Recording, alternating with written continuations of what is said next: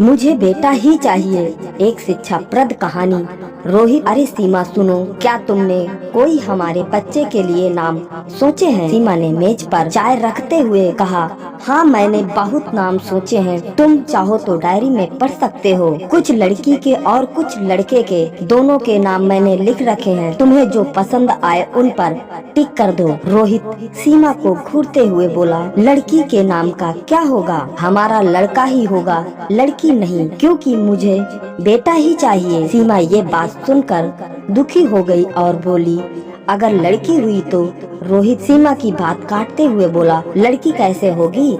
लड़की होगी तो तुम अबासन करवा लेना, मेरा दोस्त डॉक्टर है, तुम्हें कोई परेशानी भी नहीं होगी। कल चलो, मैं सोनोग्राफी करा कर आते हैं। सीमा दुखी होकर अपने कमरे में चली गई और भगवान से प्रार्थना करने लगी कि रोहित को सद्बुद्धि दे, बेटियां ही नहीं होंगी तो संसार आगे कैसे चलेगा। अगले दिन रोहित सीमा को अपने दोस्त के हॉस्पिटल ले गया। सोनोग्राफी के बाद पता चला कि गर्भ में लड़की है। रोहित ने तुरंत अबासन कराने को कहा, लेकिन सीमा नहीं मानी। रोहित के दोस्त ने भी काफी समझाया, पहला बच्चा है, अबासन कराना ठीक नहीं। सीमा और रोहित में झगड़ा हो गया। अस्पताल में भीड़ लग गई, कई लोग इकट्ठा हुए। सब लोग रोहित को घूर घूर कर देख रहे थे कि कैसा आदमी है। आजकल के नए जमाने में लड़का लड़की में फर्क करता है। अरे आजकल तो लड़कियों की शिक्षा दीक्षा पर सरकार भी कितना प्रयास कर रही है। लोग तमाम बातें कर रहे हैं और रोहित को यह सब सुनकर गुस्सा आ रहा था। वह तेजी से चिल्लाया और बोला, चुप रहो तुम सब, जो आज तरह तरह की बातें कर रहे हो वो कल मूक बधिरों की तरह सामने खड़े रहेंगे जब मेरी इस बेटी को सड़क पर बेइज्जत किया जाएगा। तुम में से कोई आगे नहीं आएगा जब इनको बसों, ट्रेन और हर जगह भेड़िए की भूखी नजरों से देखा जाएगा। अरे मैं बेटी से नहीं घबराता, बेटियां तो घर की लक्ष्मी होती हैं, लेकिन उनकी सुरक्षा का जिम्मा कौन उठाएगा? मैं हर वक्त अपनी बेटी के साथ नहीं रह सकता, लेकिन कोई ना कोई तो रहता है समाज में हमारे चारों ओर। हम बड़ी बड़ी बातें करते हैं, लेकिन किसी भी बेटी पर जब अत्याचार होता है खुलेआम, तो हम सिर्फ वीडियो बनाते हैं सोशल मीडिया पर लाइक और कमेंट के लिए, न कि उनके लिए आगे बढ़ते हैं, उनकी सुरक्षा की ना बात करते हैं।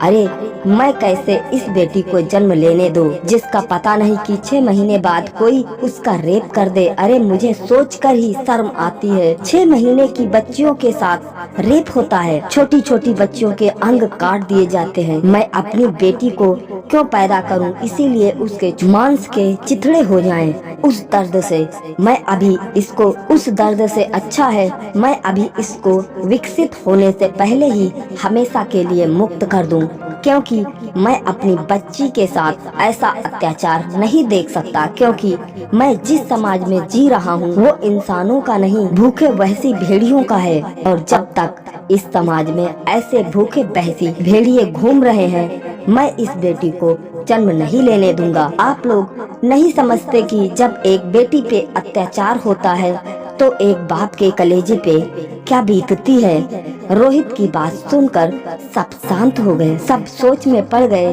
क्योंकि रोहित की बात बिल्कुल सच थी। रोहित ने फिर से चिल्लाकर कहा, क्या मेरी इस बेटी के जन्म के बाद तुम लोग उसकी सुरक्षा का जिम्मा उठाओगे?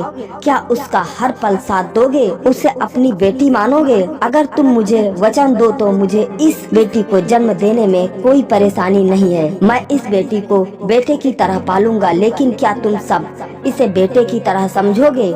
ये बेटी महज कोई खिलौना नहीं जिसे खेल कर तोड़ दिया जाए। इसमें भी भावनाएं होती हैं, इसे भी सिर उठाकर जीने का अधिकार है। माँ बाप के लिए बेटा और बेटी दोनों बराबर होते हैं। आजकल इस गंदे समाज में अगर कोई बाप अपनी फूल सी बच्ची को न जाने कैसे बड़ा होने तक संभाल भी ले, तो शादी के बाद क्या जिम्मेदारी है कि वह सुरक्षित रहेगी, वह दहेज प्रताड़ना का शिकार नहीं होगी, वह घरेलू हिंसा का शिकार नहीं होगी। अगर आप सब लोग मुझे यह वचन दे कि हाँ यह इसका शिकार नहीं होगी, तो मुझे कोई परेशानी नहीं है इस बच्ची को जन्म देने में। सारे लोग हैरान और चुप थे, यह सोचकर कि बात तो रोहित सच्ची कह रहा था। तभी रोहित ने डॉक्टर से कहा, डॉक्टर साहब आप अबासन की तैयारी कीजिए। डॉक्टर ने रोहित की बात समझकर अबासन की तैयारी करनी शुरू कर दी। सीमा रोए जा रही थी। तभी एक नौजवान युवक आगे बढ़ा और उसने रोहित का हाथ पकड़कर कहा, मैं आपको वचन देता हूँ कि मैं आपकी बेटी की रक्षा करूंगा। उसको देख कई सारे लोग प्रेरित होकर आगे आए और सब ने वचन दिया कि हम आपकी बेटी की रक्षा करेंगे और हम समाज की हर बेटी की रक्षा करेंगे, उन पर होने वाले जुर्म के खिलाफ आवाज उठाएंगे।